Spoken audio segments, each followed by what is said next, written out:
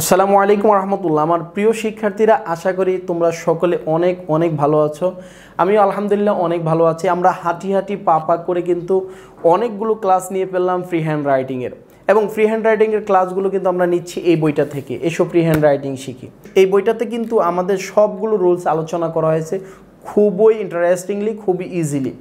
আশা করি তোমাদের কাছে এই বইটা আছে এবং এই বইটার ক্লাসগুলোই কিন্তু আমরা নিচ্ছি, এবং এই ক্লাসগুলোতে আমরা এই বইটাতে যে আলোচনা করেছি সেগুলো কিন্তু আমরা বুঝিয়ে দেওয়ার চেষ্টা করতেছি যাতে করে স্টুডেন্টরা সবাই বুঝে। তো এই ধারাবাহিকতা আজকে আমরা ক্লাস নিব কিন্তু প্যাটার্ন 4 নিয়ে। এই প্যাটার্ন 4টা কী নিয়ে আলোচনা হচ্ছে একটু সংক্ষেপে যদি বলি, আমি নিয়মিত নামাজ পড়ি, আমি নিয়মিত 5 ওয়াক্ত নামাজ পড়ি, আমি প্রতিদিন আমার মাদ্রাসায় যাই এবং আমার মা বাবাকে আমি সাহায্য করি, আমার বাচ্চাদেরকে আমি মাদ্রাসায় পৌঁছে দিই, তারা আলহামদুলিল্লাহ প্রতিদিন সময় মতো মাদ্রাসায় যায় এবং আবার সময় মতো তারা মাদ্রাসা থেকে ফিরে আসে। তারা বাসায় নিয়মিত তাদের যে হোমওয়ার্কগুলো করে, দেখো যে পড়ে করে যায়, আমি যাই, এই যে বাক্যগুলো বলেছি এগুলো কিন্তু আমাদের অলওয়েজ যে সংগঠিত হয়, তার মানে হচ্ছে আমরা যে সবসময় যে কাজগুলো করি, আমাদের যে হ্যাবিচুয়াল ফ্যাক্টগুলো, মূলত কিন্তু এই হ্যাবিচুয়াল ফ্যাক্টগুলোকে আমরা কিন্তু ইংলিশে ট্রান্সলেশন করি, এবং যে অ্যাকশনগুলো সাধারণত অলওয়েজ, সেই বাক্যগুলোকে আমরা আজকে ট্রান্সলেশন করা শিখব। খুবই সহজ আমার প্রিয় শিক্ষার্থীরা, আমি তোমাদেরকে বলবো, তুমি এই যে বাক্যগুলো সবচেয়ে বেশি তোমাদের রাইটিংয়ে সবচেয়ে বেশি ব্যবহার করো, সেটা কিন্তু এই প্যাটার্নের সবচেয়ে বেশি ব্যবহার করো। আর তুমি যে বইগুলো পড়ো সবচেয়ে বেশি দেখবে এই প্যাটার্নের কিন্তু সেন্টেন্স তোমার বইয়ের মধ্যে আছে। তাহলে বোঝাই যায় যে প্যাটার্নটা কতটা ইম্পর্টেন্ট। তার মানে হচ্ছে এমন একটা প্যাটার্ন আজকে তোমাদেরকে শেখাতে যাচ্ছি যে প্যাটার্নের বাক্যের অভাব নাই, প্রচুর পরিমাণে বইয়ের মধ্যে পাবা, প্রচুর পরিমাণে তোমাদের ডেইলি লাইফে পাবা, প্রচুর পরিমাণে তোমাদের ব্যবহারের মধ্যে তোমরা পাবা, প্রচুর পরিমাণে তোমরা কিন্তু ব্যবহার করছো।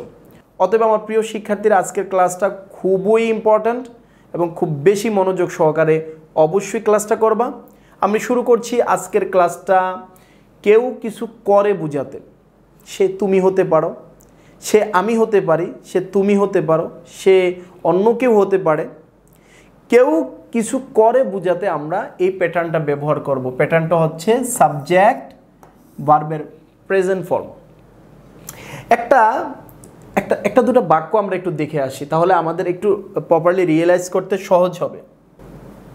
সে আমাকে সাহায্য করে, আমি একটু মাঝখান থেকে দেখাচ্ছি, সবগুলো বাক্য ইজি। মাঝখান থেকে দেখানোর একটা উদ্দেশ্য আছে, সেটা হচ্ছে তুমি একটু সহজ করে, যখন তুমি আবার টিচার হবা, তুমি তোমার স্টুডেন্টদেরকে কিন্তু সহজগুলো আগে কিন্তু দেখানোর চেষ্টা করবা, তাহলে কিন্তু তাদের মধ্যে কিন্তু একটা সেলফ কনফিডেন্স তৈরি হবে। সে চিন্তা করবে যে আমি পারি। তুমি যদি কঠিনটা আগে শুরু করো, সে কিন্তু নার্ভাস হয়ে যাবে, আপসেট হয়ে যাবে। সুতরাং আমি সেই জায়গা থেকে কিন্তু এই বাক্যটাকে আপাতত চুজ করলাম, সেটা হচ্ছে এই, সে আমাকে সাহায্য করে। এখানে মূল ফোকাসের বিষয় হচ্ছে সে সাহায্য করে আমাকে, এটা পরে আমরা আলোচনা করব। সে সাহায্য করে, তার মানে সবসময় কিন্তু সাবজেক্ট ভার্ব সেন্টেন্সে সাবজেক্ট ভার্ব নিয়ে কিন্তু আগে ফিকির করবা, আগে চিন্তা করবা। সে সাহায্য করে, তাহলে সে সাহায্য করে যখন হয়েছে, সে হচ্ছে সাবজেক্ট আর সাহায্য করে এটা হচ্ছে ভার্ব। আবার একটু আগে তোমাকে বলেছিলাম যে কোনো কিছু করে, সে যায়, এই টাইপের বাক্যগুলো সাবজেক্টের পরে কিন্তু ভার্বের প্রেজেন্ট ফর্ম আনবা। অতএব সে সাহায্য করে হবে হি, সে এর পরিবর্তে হি, আর সাহায্য করে যেহেতু এই জন্য হেল্প। এখন প্রশ্ন করবা এস আসলো কোত্থেকে? একটু তো সামান্য কথা তোমাকে একটু জানতে হবে। এই প্রেজেন্ট ফর্মের ক্ষেত্রে, তার মানে হচ্ছে সাবজেক্ট প্লাস ভার্বের প্রেজেন্ট ফর্ম, এই সেন্টেন্সটা বা এই প্যাটার্নটা মূলত কিন্তু প্রেজেন্ট ইনডিফিনিট। তো প্রেজেন্ট ইনডিফিনিটের ক্ষেত্রে একটা কথা তোমাকে একটু মনে রাখতে হবে, সাবজেক্টটা যদি থার্ড পারসন সিঙ্গুলার নাম্বার হয়, সেক্ষেত্রে ভার্বের সাথে এস বা ইএস ব্যবহার করতে হয়। এটা নিয়ে আলোচনা আছে, তোমার টেনশনের কোনো দরকার নেই। এখানে কিন্তু একটা নোট দেওয়া আছে, লক্ষ্য করেছে মনে হয়, এখানে একটা চমৎকার নোট দেওয়া আছে। এই নোটটা কিন্তু সেই এস বা ইএসের কাহিনী কিন্তু এখানে খুব সহজ করে লেখা, খুবই সহজ করে লেখা, বুঝবা ইনশাল্লাহ। আমি চলে যাই বাংলা বাক্যগুলোকে আমরা ইংরেজি কিভাবে করব সেটা তোমাদেরকে একটু দেখাই। তো দেখো, সে আমাকে সাহায্য করে বলছিলাম, তাহলে হি হেল্পস আমাকে, তার মানে হবে এটা অবজেক্ট মি। দেখো হয়ে গেছে কিন্তু, he helps me, he helps me. আমি খেলা করি, না আমি খেলি, খেলা করি মানে হচ্ছে খেলি। তো আমি এটা হচ্ছে সাবজেক্ট, এর জন্য আয়। এরপরে প্লে, কঠিন কোথায়? এখন তুমি বলবা যে স্যার আমি খেলা করি, আমি ফুটবল খেলা করি, বড় করো, বাক্য বড় করতে থাকো, কোনো অসুবিধা নাই। আই প্লে ফুটবল, তুমি বলবা আমি নিয়মিত ফুটবল খেলা করি বা খেলি, আই প্লে ফুটবল রেগুলারলি। এরপরে বলবা যে আমি মাঠে খেলা করি, হ্যাঁ রেগুলারলি ইন দ্য ফিল্ড। বাক্য যত ইনলার্জ করবা, ইট ডাজন্ট ম্যাটার, কিন্তু বাক্যের মূল কিন্তু বেস বা ফাউন্ডেশনটা কিন্তু সাবজেক্ট এবং ভার্ব। এরপরে তুমি আস্তে আস্তে করে বড় করো, এবং অনেক বড় হবে, 4 পৃষ্ঠা 5 পৃষ্ঠা পর্যন্ত বড় হয়ে যেতে পারে, কিন্তু এটা কোনো বিষয় না। আমি তোমাদেরকে যেটা বলবো সেটা হচ্ছে এই যে আমি খেলা করি, এখানে মূল পয়েন্টটা হচ্ছে করি, তার মানে করি, করে, করেন, এগুলোর জন্য আমরা সাবজেক্টের পরে কিন্তু ভার্বের প্রেজেন্ট ফর্ম নিয়ে আসবো। দেখো এখানে কিন্তু প্রেজেন্ট ফর্ম আমরা নিয়ে এসেছি। শখ মানুষকে আনন্দ দেয়, এখানে মূল পয়েন্টটা হচ্ছে কিন্তু আমাদের শখ এবং দেয়। তো শখটা হলো সাবজেক্ট, এর জন্য আমরা বলবো হবি, আর দেওয়া ইংরেজি কি গিভ, থার্ড পারসন সিঙ্গুলার, এর জন্য এস হয়েছে গিভস। এরপর যে কি দেয়, আনন্দ, এর জন্য হবে প্লেজার।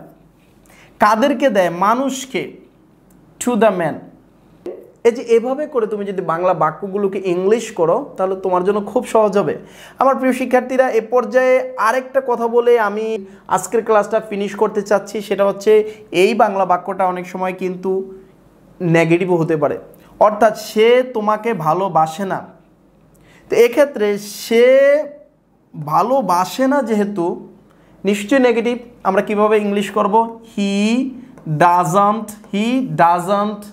এরপর হচ্ছে লাভ, তার মানে হচ্ছে ভার্বের আগে যদি নেগেটিভ, যদি বাক্যটা যদি নেগেটিভ হয় তখন ভার্বের আগে তোমাকে ডোন্ট বা ডাজন্ট ব্যবহার করতে হবে। এখন বলবা কখন ডোন্ট কখন ডাজন্ট, সেম একই কাহিনী, subject third person singular number হলে ডাজন্ট, বাকি সকল জায়গায় ডোন্ট। এরপরে তুমি যেহেতু তোমাকে সে ভালোবাসে না এই জন্য ইউ লিখে দিলা। এভাবে করে তোমরা এই বাক্যগুলোকে বাংলা থেকে ইংলিশ করে ফেলবা। আশা করছি তোমাদের সবার জন্য আজকের ক্লাসটা খুবই হেল্পফুল হয়েছে, এবং আমরা পরবর্তী যেই ক্লাসটা সেই ক্লাসটা কিন্তু আমরা পরবর্তী প্যাটার্নের উপর নেব। সে পর্যন্ত ভালো থাকো। আসসালামু আলাইকুম ওয়া রাহমাতুল্লাহ।